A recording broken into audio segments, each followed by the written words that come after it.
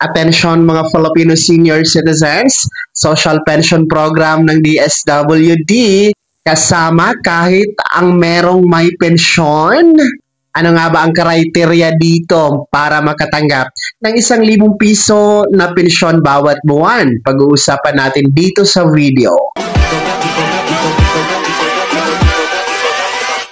Hold up.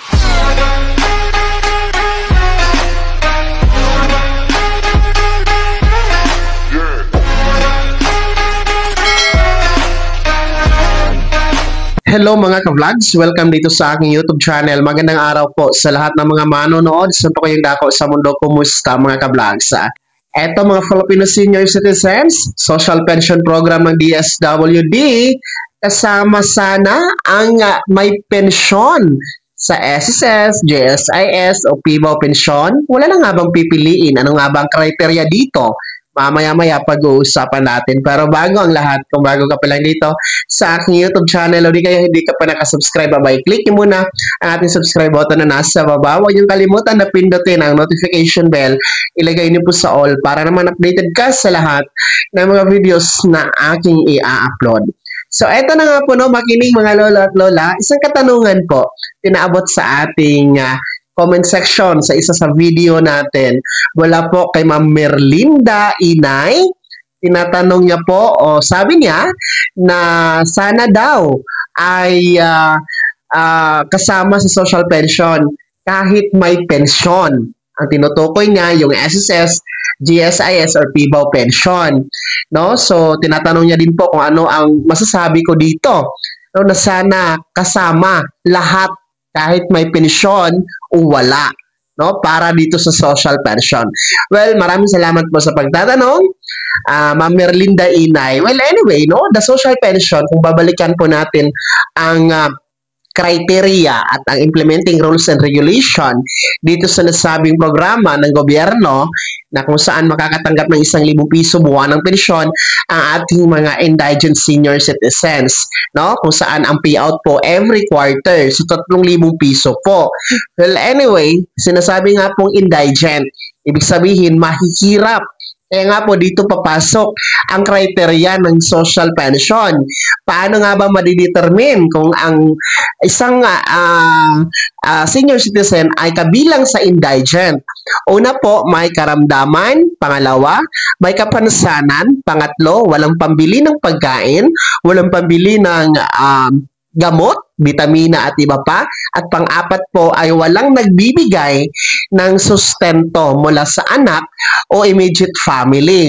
So doon po ma-identify yung apat na criteria na yun para masasabi nating kabilang sa indigent ang isang senior citizen at qualified po na mapasama dito sa social pension program. So malinaw naman po yan, walang nagbago dyan, no, mga senior citizens, no, walang nadagdag, walang nagbago, yun pa rin ang pamantayan po para makasama sa social pension. So yung mga merong pension ng SSS, PIBAW, GSIS, at iba pang mga pensyon, hindi po talaga kasama, no? Kahit may trabaho ka, no, yung may honorarium na tinatanggap, may mga negosyo, may mga abroad na anak na nagsustento, nagpapadala buwan-buwan, hindi po dapat yan makasama. So malinaw po ang guidelines na yan. Kaya nga po, nagkakaroon po ng evaluation ang DSWD Regional Office, no, sa iba't ibang panig ng bansa para ma-re-evaluate muli ang mga kasama o benepisyaryo dito sa social pension kung karapat-dapat ba o hindi ang mga napasama, no?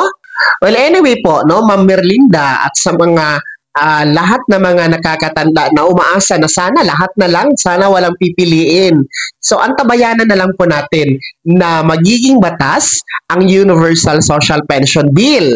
Dahil yan po ay walang pipiliin, may pensyon o wala, mahirap o mayaman. Basta 60 years old pataas, Filipino senior citizens magkakatanggap ng 1,000 piso pensyon mula sa gobyerno. Sa ngayon po, ang ating Universal Social Pension Bill nakabinbin pa sa Senado at antayin natin ang 20th Senate session, no? our 20th Congress, no? Magsisimula yan ngayon June 30, 2025, no? Antayin natin kung uusad ba itong panukalang Universal Social Pension na nasa Senado po, mga lolo at lola. Kaya yan ha, Ma'am Merlinda, Inay, maraming salamat po sa pagtatanong. Sana'y naliwanagan po kayo. Kaya naman mga Filipino senior citizens, ano po yung comment at reaction sa balitang ito? Ibahagi niyo po sa comment section na nasa baba, pakilakip ng mong pangalan at kung taga saan kayo. Bago ako magtapos sa video na to, kung gusto niyo po sumuporta sa aking YouTube channel, maaari niyo pong i-click ang ating super thanks button na nasa baba. Sa mga gusto maging miyembro, pwede po, i-click nyo po ating join button. Maraming perks dyan mga ka-vlogs. Be my member now. Sana'y naging gabay ang video na to, kahit paano pag-uusapan natin ang mga mahalagang bagay-bagay na may kinalaman sa ayuda, programa at benepisyo ng mga senior citizen. Kung hindi ka pa nakasubscribe dito sa aking YouTube channel, maaari nyo nang i-click ang ating subscribe button na nasa baba. Huwag yung kalimutan na pindutin ang notification bell. Ilagay niyo po sa all para naman updated ka sa lahat ng mga videos na aking i-upload.